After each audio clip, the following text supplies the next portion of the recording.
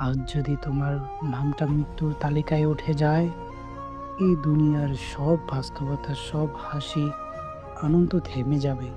কিন্তু আল্লাহর সামনে দাঁড়ানো, ওটা থামবে না। যে পথেই হাঁটো না কেন, একদিন কবরেই হবে তোমার শেষ ঠিকানা। ওই অন্ধকার ঘরটা আজ থেকেই আলোকিত করতে হবে। নামাজ দিয়ে আলোকিত করতে হবে।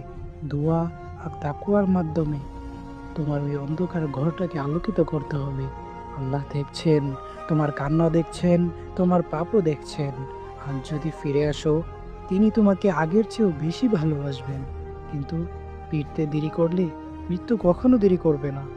কিয়ামতের দিন কেউ কাউকে সাহায্য করবে না। সেদিন কেবল তোমার আমলই তোমাকে রক্ষা করবে। তোমার টাকা, দুনিয়া, সম্পর্ক সব ফেলে যাবে, আমল যাবে না।